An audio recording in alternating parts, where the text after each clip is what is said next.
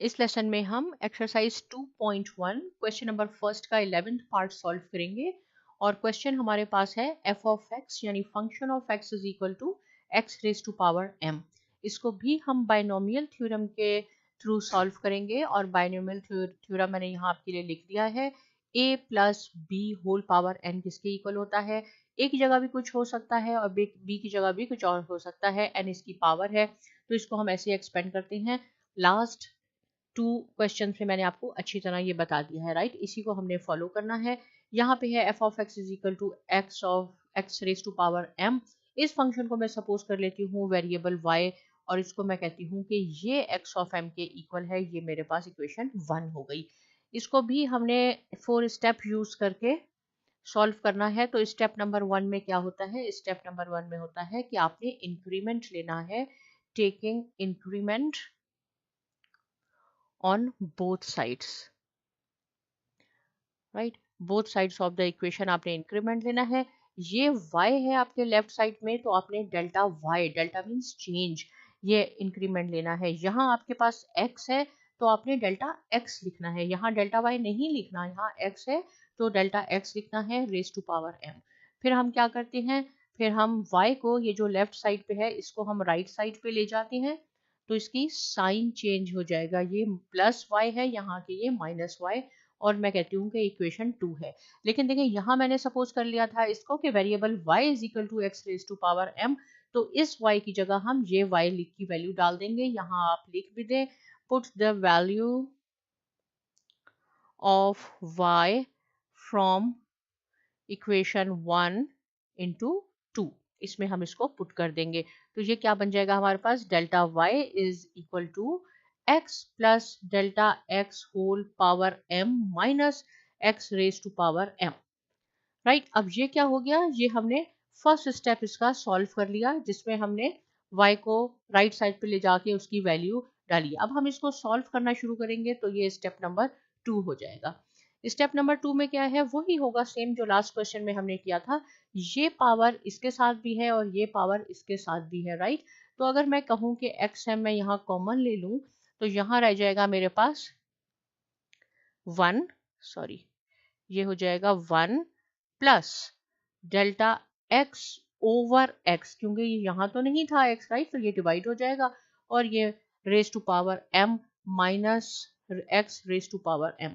ये क्यों मैंने लिया, इसलिए मैंने x raise to power m लिया यहाँ कॉमन कि यहाँ पे भी हमारे पास ये पूरी एक टर्म है, आपस में मल्टीप्लाई हो रहे हैं, ये बीच में माइनस का साइन है और ये है तो यहाँ पे भी xm है, तो इट मीन्स कि यहाँ और यहाँ xm मौजूद है, x raise to power m, sorry not xm, x raise to power m मौजूद है। तो मैं यहाँ से इसको कॉमन ले सकती हूँ, यहाँ मेरे पास रह जाएगा 1 plus delta x over x whole power m minus, और इसकी जगह क्या हो गया, इसकी जगह 1 आ गया क्योंकि ये कॉमन आ गया था हमारे पास, राइट। अब क्या होगा, अब हम इस पे बाइनोमियल थ्योरम अप्लाई करेंगे। कैसे अप्लाई करेंगे कि ये हमारे पास, यहाँ मैं लिख देती हूँ आपको समझाने के लिए, राइट। आप इसको रफ वर्क में भी लिख सकते हैं। जैसे मैंने कहा था a plus B raise to power n, तो यहाँ a की जगह क्या है मेरे पास 1 है, मैंने आपको कहा था कुछ भी हो सकता है। b की जगह डेल्टा x ओवर x, कभी जल्दी में ऐसे हो जाता है कि हम a और b ही लिख देते हैं जल्दी में, लेकिन आपने ये बिल्कुल ध्यान से रखना है कि a की जगह क्या है और b की जगह, और हमारे पास n क्या है, n हमारे पास है m, यानी पावर हमारे पास है m। और बिल्कुल उसी प्रोसेस जो मैंने एक्सपेंड किया था उसी तरह हमने इसको करना है। पहले क्या होगा, पहले हो जाएगा हमारे पास n और यहाँ 0, nc0, राइट। n क्या है हमारे पास, ये है m0। अब a की जगह क्या है 1 और 1 की पावर क्या है m माइनस 0, m-0।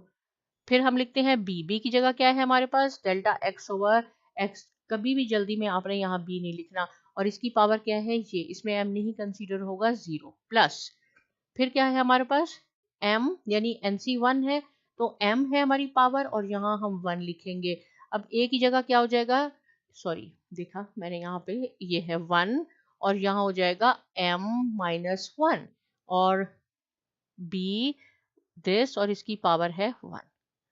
इसी तरह हम m2 लिखते हैं और फिर मैं यहाँ लिखूंगी 1 की पावर क्या आ जाएगी m माइनस 2 और यहाँ हमारे पास है delta x over x whole square, ये हो जाएगा राइट, प्लस सो ऑन, लेकिन ये माइनस भी है यहाँ पे, ये वाला माइनस। अब हम इसको आगे करते हैं, एक्सपेंड करते हैं, और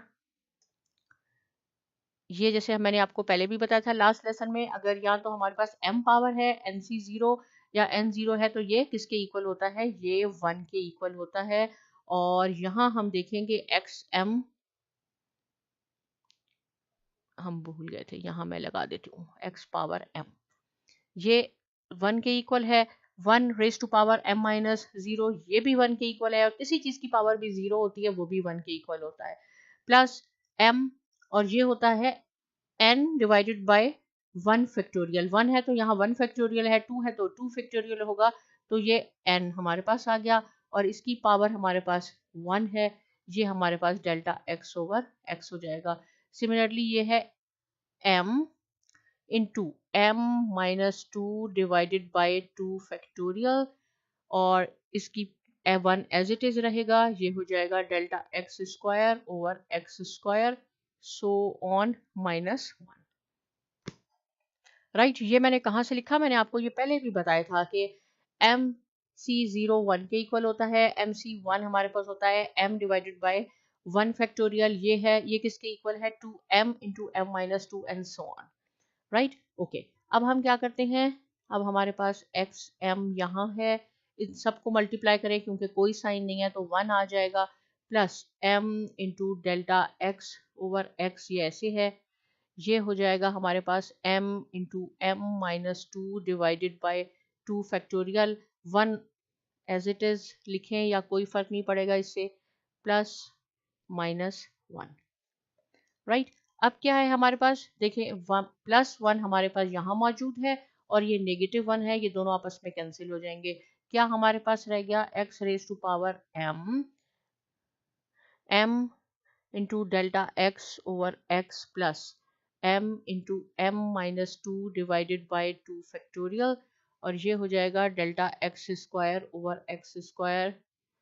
राइट, इसमें भी डेल्टा x है, इसमें भी डेल्टा x है, तो डेल्टा x हम कॉमन ले सकते हैं, x raise to power m ऐसे ही होगा, डेल्टा x हमने यहाँ से कॉमन ले लिया, यहाँ हमारे पास रह गया m ओवर x, क्योंकि ये डेल्टा x कॉमन आ गया हमारे पास, m into m minus 2 divided by 2 factorial, और यहाँ से डेल्टा x, एक डेल्टा x कॉमन आया है, तो एक डेल्टा x अभी भी हमारे पास मौजूद है, ये ऐसे हो गया।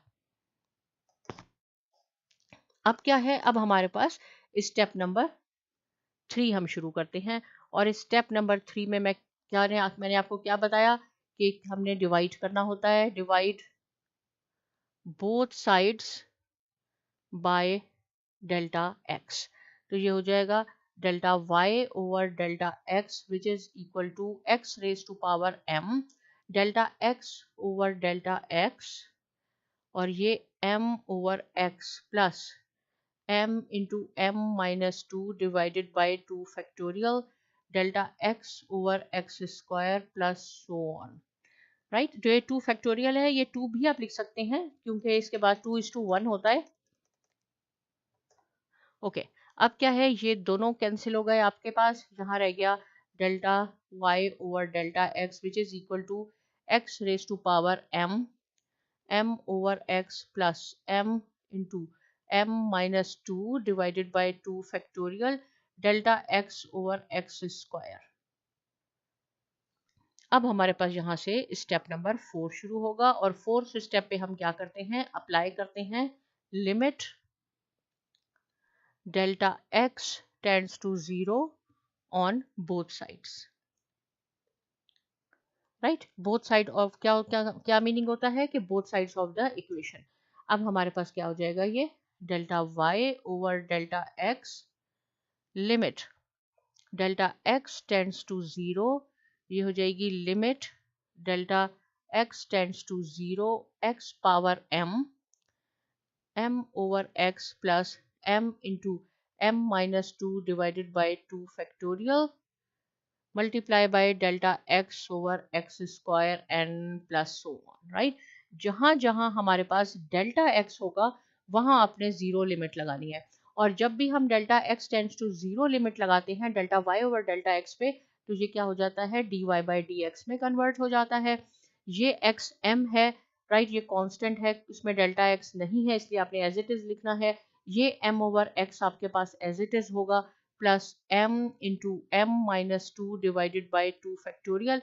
यहाँ हमारे पास डेल्टा x है, ये मल्टीप्लाई हो जाएगा, यहाँ जीरो लगाना है आपने, और जब आप इसको जीरो से मल्टीप्लाई करेंगे तो ये सब जीरो हो जाएगा। इसलिए यहाँ जो होता है उसको हम सॉल्व नहीं करते, उसको हम एज इट इज लिखते हैं। सॉल्व करेंगे खामखी में लंबा क्वेश्चन हो जाएगा, क्योंकि ये डेल्टा एक्स है, आखिर में यहाँ पे जीरो ही आएगा।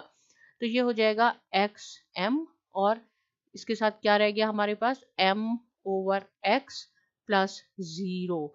तो ये हो जाएगा एक्स एम, और इसको मैं ऐसे भी लिख सकती हूँ m ओवर x, राइट, ये ऐसे हो गया।